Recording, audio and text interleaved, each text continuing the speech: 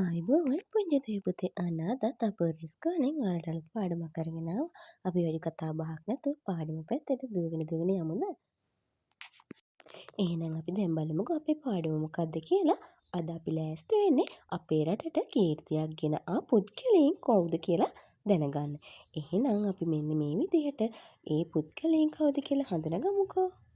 එහෙනම් අපි බලමුකෝ මේ ඉන්නේ කවුද කියලා. මේ තමයි ඩංකට් වයිට් මහතා. ඩංකට් වයිට් මහතා අපේ රටට කීර්තියක් ගෙන ආවේ ක්‍රීඩා ක්ෂේත්‍රයෙන්. මේ කවුද? මේ තමයි ආතර් සී ක්ලාක් මහතා. මොහු විද්‍යාඥයෙක්. තාරකා විද්‍යාව පිළිබඳ තමයි වැඩියෙන්ම පර්යේෂණ කරලා තියෙන්නේ. මේ කවුද? මේ තමයි සුසන්තිකා ජයසිංහ මහත්මිය. මෙතුමියත් අපේ රටට කීර්තියක් ගෙන ආවේ ක්‍රීඩා ක්ෂේත්‍රයෙන්. එතකොට මේ ඉන්නේ කවුද? මේ තමයි මාටින් වික්‍රමසිංහ මහතා. මෙතුමා හෙළයේ මහා ගත්කරු ලෙස හඳුන්වනවා. මෙතුමා ලේඛන කලාවෙන් තමයි අපේ රටට කීර්තියක් ගෙනාවේ. ඊළඟට කවුද ඉන්නේ කියලා බලමුකෝ. මේ ඉන්නේ පණ්ඩිත් අමරදේව ශූරීන්. මෙතුමා අපේ රටට කීර්තියක් ගෙන එන්නේ නැති මොන ක්ෂේත්‍රයෙන් එන්නේ නැතිද? පුංචි ඔයාලට මතක ඇටියට මෙතුමා අපේ රටට කීර්තියක් ගෙනාවේ සංගීත ක්ෂේත්‍රයෙන්. ඊළඟ එක්කෙනා කවුරු වෙයිද? ඔන්න බලන්නකෝ මේ කවුද කියලා. මේ තමයි කවුද? ජෝර්ජ් කිටි මහතා. මෙතුමා අපේ රටට කීර්තියක් ගෙනාවේ චිත්‍ර කලාවෙන්. මොන කලාවෙන්ද? චිත්‍ර කලාවෙන්.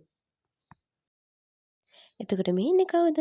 මේ තමයි සරත් ගුණපාල මහතා. සරත් ගුණපාල මහතා අපේ රටට කීර්තියක් ගෙනාවේ නාසා ආයතනයේ සේවය කරලා මොහු විද්‍යාඥයෙක් විදිහට හඳුන්වන්න පුළුවන්. එතකොට මෙතුමිය කවුද? මෙතුමිය තමයි සිබිල් වෙත්තසිංහ මහත්මිය. මෙතුමිය අපේ රටට කීර්තියක් ගෙනාවේ ලේඛන ක්ෂේත්‍රයෙන්. මෙතුමියගේ කෙටි කතා තමයි ඔයාලා ගොඩක් කියවන්නේ. එහෙනම් පුංචි දුවේ පුතේ ওই විදිහට අපේ රටට කීර්තියක් ගෙනාවු පුද්ගලයන් මේ විදිහට අවසන් වෙනවා. එහෙනම් ඔන්න පුංචි ඔයාලගේ මතකේ කොහොමද බලමුකෝ. මම පින්තූර විතරයි දාන්නේ. මෙන්න මෙයා කවුද කියලා කියන්නකෝ බලන්න.